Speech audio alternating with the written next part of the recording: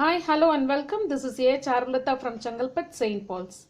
Class 11 Accountancy Unit 11 Capital and Revenue Transactions போயிட்டிருக்கு. இது this is a continuation of my previous video.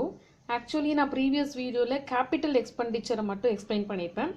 அதுக்கு முன்னாடி why we have to differentiate between the capital and revenue, அதை எதுக்காக நம்ம distinct பண்ணணும், that is அப்படிங்கிறத பற்றி இன்ஸ்ட்ரக்ஷன்ஸ் கொடுத்துருக்கேன். அதில் அதுக்கப்புறம் கேபிட்டல் எக்ஸ்பெண்டிச்சர் பற்றி டீட்டெயில்டாக கொடுத்துருக்கேன்.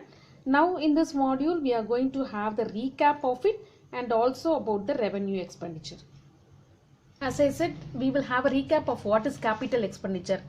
Capital expenditure அப்படின்னா when the benefit of that expenditure is not exhausted in a year and அதோட benefits it will be available for more than one accounting year அப்படின்னா that is said to be the capital expenditure.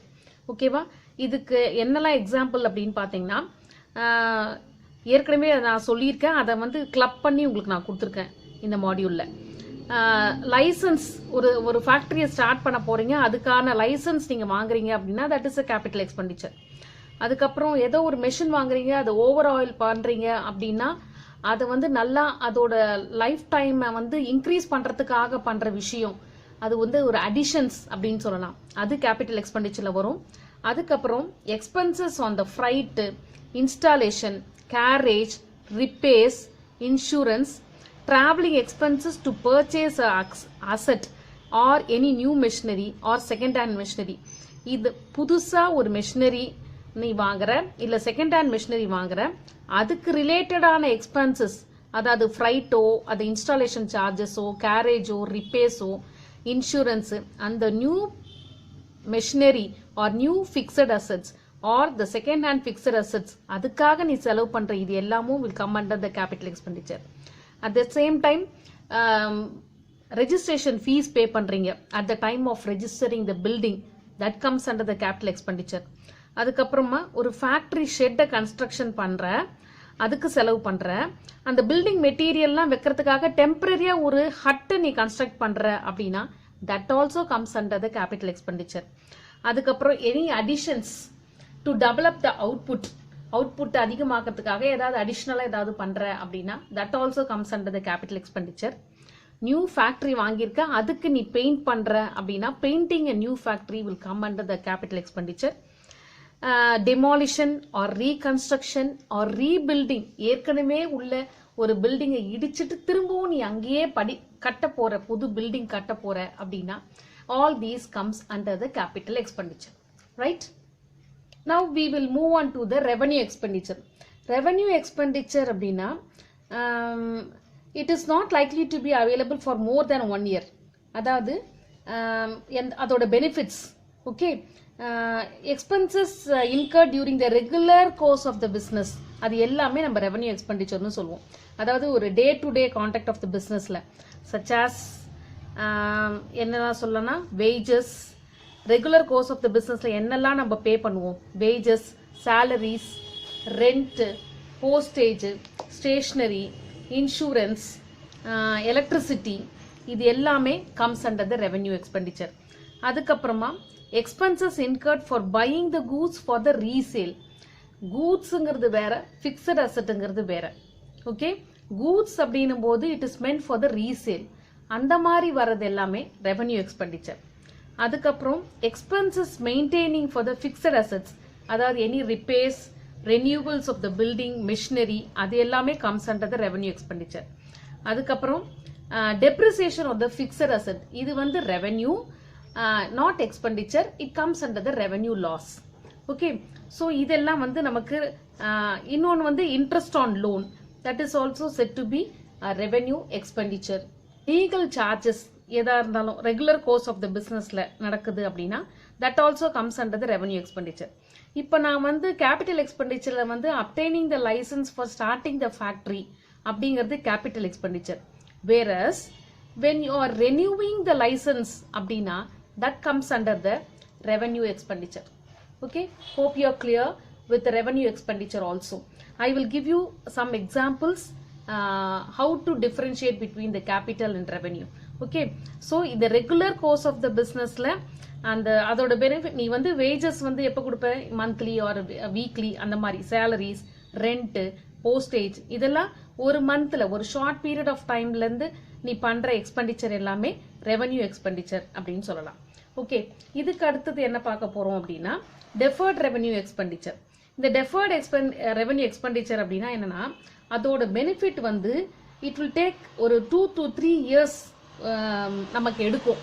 அதனால வர benefits especially என்ன சொல்லலாம்னா advertisement. ஏதாவது ஒரு ப்ராடக்டை new ப்ராடக்டை நீ லான்ச் பண்றனா அதுக்கான ப்ரிலிமினரி எக்ஸ்பென்சஸ் நீ பண்ற இல்லையா, அது எல்லாமே deferred revenue expenditure, especially advertisement. Okay. அது தவிர்த்து என்னெல்லாம் டெஃபர்ட் ரெவென்யூனா brokerage charges, underwriting commission and expenses regarding issue of shares, debentures, இது எல்லாமும் நமக்கு டெஃபர்ட் ரெவென்யூ எக்ஸ்பெண்டிச்சர்ஸ்ல தான் வரும். அடுத்தது cost of shifting the plant and machinery to the new site, அப்புறம் dismantling, removing, re-erection of the plant and machinery, இதெல்லாம். But நமக்கு இங்க டெக்ஸ்ட் புக்ல மோஸ்ட்லி என்ன பாத்தீங்கன்னா இந்த அட்வர்டைஸ்மெண்ட் மட்டும் தான் டெஃபர்ட் ரெவென்யூ எக்ஸ்பெண்டிச்சர்ல கொடுத்திருக்காங்க. But you know this, it will be useful when you go for the higher studies. Okay, so this is about deferred revenue expenditure. So ஒரு recap of revenue expenditure கான சின்ன recap. Okay. இப்போ நம்ம பார்த்ததுதான். So ஏற்கனவே நம்ம capital expenditure பார்த்துருக்கோம். இப்போ revenue எக்ஸ்பெண்டிச்சர்ல எதெல்லாம் வரும்? as I said, renewal of the license will come under the revenue. ஏன்னா நான் என்ன சொல்லியிருக்கேன் அப்படின்னா ஒரு லைசன்ஸ் வாங்குறது, when we are getting the license for starting the new factory அப்படின்னும் போது அது வந்து capital expenditure. But here regular course of the businessல when we are renewing the license அப்படின்னா it comes under the revenue. Okay, as I said, in the office rent, wages, salaries, repairs. இப்போ என்ன சொல்வாங்க அப்படின்னா இப்போ நான் என்ன சொல்லியிருக்கேன், expenses relating to the new machinery purchase பண்ணி அதுக்கு ரிப்பேர் பண்ணீங்க அப்படின்னா that comes under the capital expenditure. Whereas ஒரு 2000 அமௌண்ட் ஸ்பெண்ட் ஆன் ரிப்பேர்ஸ் அப்படின்னு ஜென்ரலாக கொடுத்துருந்தாங்கன்னா இட் கம்ஸ் அண்டர் ரெவென்யூ. அதே மாதிரி ரெண்ட் பெய்ட், அதுக்கப்புறம் இந்த ஒயிட் வாஷிங், பெயிண்டிங், இதெல்லாம் just ₹2000 spend on white washing அப்படின்னு தான் கொடுத்துருப்பாங்க. ஒரு நியூ மெஷினா அந்த மாதிரி எதுவுமே கொடுக்காம இருந்தது அப்படின்னா painting, white washing, ₹so and so spend on white washing, painting அப்படின்னு கொடுத்துருந்தாங்கன்னா it comes under the revenue expenditure. Okay, but if they mention particularly painting the new factory, painting the new building, painting the new machinery அப்படின்னு கொடுத்திருந்தாங்கன்னா it comes under the capital expenditure. Do you understand the difference between the capital and revenue? புதுசா நீ வாங்குற ஒரு விஷயத்துக்கு spend பண்றது will be under the capital. Okay, now next இன்னொன்று என்ன அப்படின்னு பார்த்தீங்கன்னா carriage paid on goods purchased or carriage paid on goods sold, இதெல்லாம் comes under the revenue. அப்படின்னா goods அப்படிங்கிறது நான் ஏற்கனவே உங்களுக்கு சொல்லியிருக்கேன், it is meant for resale. So அதெல்லாம் வந்து நமக்கு ரெவென்யூல வரும். If it is a fixed asset அப்படின்னு சொன்னா it comes under the capital expenditure. Okay. அது தவிர்த்து எதெல்லாம் ரெவென்யூல வரும்னு பார்த்தா audit fees, labour welfare expenses, அப்புறமா சர்வீசிங் த கம்பெனி வெஹிக்கலை சர்வீஸ் பண்றது, இதெல்லாம் will come under the revenue expenditure. So far we are clear with the capital and the revenue expenditure. இப்போ என்ன பார்க்க போறோம் அப்படின்னா capital and revenue receipts. இந்த receipts அப்படின்னா என்ன அப்படின்னா it is the amount received by the business, that is cash inflows of the business. இந்த receipts ரெண்டா பிரிக்கிறாங்க, that is capital receipts and the revenue receipts. இந்த revenue receipts will be shown in the profit and loss account. As I have already told you, that is the reason why we have to make a distinction between the capital and the revenue items, because revenue items alone will be shown in the profit and loss account and not the capital items. So இப்போ we will see what is capital receipts first. The capital receipts na இது வந்து this is amount received.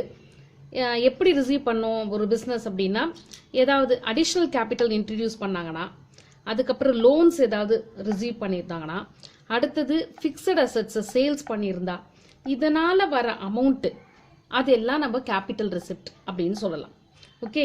ஏன் அப்படி சொல்றோம் அப்படின்னு சொன்னா இந்த loan நம்ம எடுக்கிறோம்ல பிஸ்னஸுக்காக வேண்டி, அதை என்ன பண்ணணும், நம்ம திருப்பியும் we have to repay it.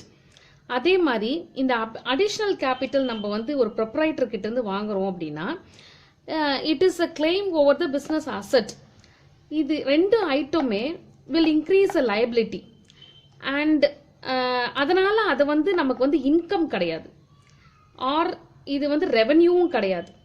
இது வந்து என்ன சொல்லணும் அப்படின்னா capital receipt. It should be treated as a capital receipt because it increases the liabilities and it is why it increases na we are in a position to repay it. Okay, so it is treated as a capital receipt. அதே மாதிரி இந்த sale proceeds of the fixed assets will be treated as a capital receipt because the fixed asset sales பண்றதுனால வர receive பண்ற amount வந்து it is not the revenue which is earned in the normal course of the businessல நமக்கு கிடைக்கல. So நான் என்ன சொல்றேன், normal course of the business அப்படின்னா அது வந்து it will be considered as a revenue expenditure or even we can say revenue receipt. Normal course of the business நடக்கிறது எல்லாம். பட் இது வந்து இந்த கேபிட்டல் ரெசிப்ட் என்ன பண்ணுதுன்னா they will not affect the profit or loss. It will just increase the liabilities or decrease the asset. So இந்த மாதிரி ஐட்டங்கள்லாம் we say it as a capital receipts. Okay. So இப்போ நம்ம capital receipts பார்த்தாச்சு. Now we will move on to the revenue receipts. இந்த revenue receipts அப்படிங்கிறது என்னன்னா this is also the amount received but it is received in the normal and the regular course of the business. அப்படின்னா அது revenue receipts. Especially in the sale proceeds of goods. அதுக்கப்புறமா incomes எதனால வருது, interest earned or commission earned or rent received. இதெல்லாம் வந்து இந்த receipts எல்லாம் வந்து அந்த account of goods sold or இல்லைன்னா ஒரு services rendered by the business.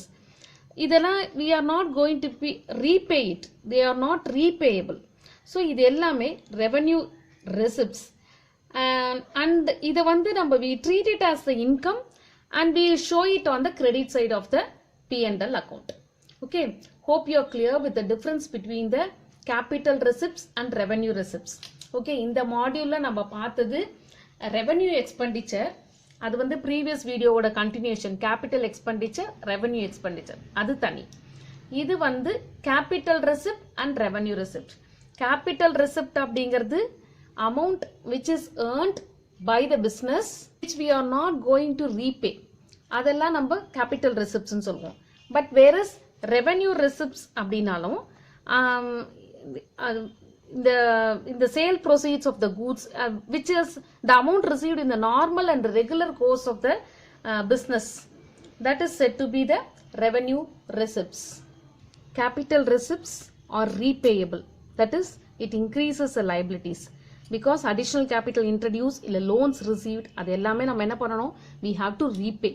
எதெல்லாம் repay பண்றோமோ அதெல்லாம் capital receipts. whereas revenue receipts வந்து they are not repayable. அதாவது ஒரு இன்ட்ரெஸ்ட் ஏர்ன் பண்றோம், இல்ல கமிஷன் ரிசீவ் பண்றோம், இல்ல ரெண்ட் ரிசீவ் பண்றோம், இல்ல வந்து sales proceeds of the goods not fixed assets. Okay, இதெல்லாம் வந்து some services rendered by the business. இதெல்லாம் வந்து நம்ம திருப்பி ரீபே பண்ண வேண்டிய அவசியம் இல்லை. இதெல்லாம் நம்ம இன்கம்மா ட்ரீட் பண்ணி P&L அக்கௌண்ட்ல கிரெடிட் சைட்ல காமிக்க போறோம். So which are all not repayable or said to be the revenue receipts. Okay, so we are clear with the capital and the revenue transaction. எதுக்காக capital revenueனு பிரிச்சு பார்க்கணும், எதுக்காக அதை டிஸ்டிங் பண்றோம் அப்படிங்கறத பார்த்தோம். capital expenditureனா என்னன்னு பார்த்தோம், revenue expenditureனா என்னன்னு பார்த்தோம். அது தவிர்த்து capital receipt, revenue receiptsனா என்னன்னு பார்த்தோம். இது தவிர்த்து நமக்கு வந்து capital and revenue profits இருக்கு, capital and revenue losses இருக்கு. அதெல்லாம் உங்களுக்கு சொல்லி நான் ஓவரா கன்ஃபியூஸ் பண்ண விரும்பல. அதெல்லாம் ஆனால் தெரிஞ்சுக்கணும், உங்களோட ஹையர் ஸ்டடீஸ்க்கு அதெல்லாம் தேவைப்படும். பட் நம்மளோட டெக்ஸ்ட் புக்ல அதெல்லாம் ரொம்ப போகல. they have just asked us to segregate whether it is a capital or revenue அப்படின்னு சொன்னாலே போருமானது தான் காமிச்சிருக்கான். அது எக்ஸ்பெண்டிச்சரா இல்ல ரெசிப்டான்னு கூட அவங்க கேட்கல. இன்கம்மா கேபிட்டல் எக்ஸ்பெண்டிச்சரா இல்ல கேபிட்டல் இன்கம்மான்னு கூட கேட்கல. just they have asked us to segregate whether it is a capital or revenue அப்படிதான் கேட்டிருக்காங்க. ஸோ அதுக்கு this is more than enough, it is sufficient for you. But ஒரு தடவைக்கு 2 தடவை நல்லா பாருங்க, புரிஞ்சுக்கோங்க, then it will be easy. Only hardly 7 sums are there in this capital revenue transaction. If you understand this theory portion, you will be able to do, you will be master in doing this. But this is necessary, this is basic. இது தெரிஞ்சா மட்டும்தான் நம்ம என்ன பண்ண முடியும், final accounts போகிறதுக்கு இன்னும் கொஞ்சம் ஈஸியாக இருக்கும். Okay, hope you are clear with this.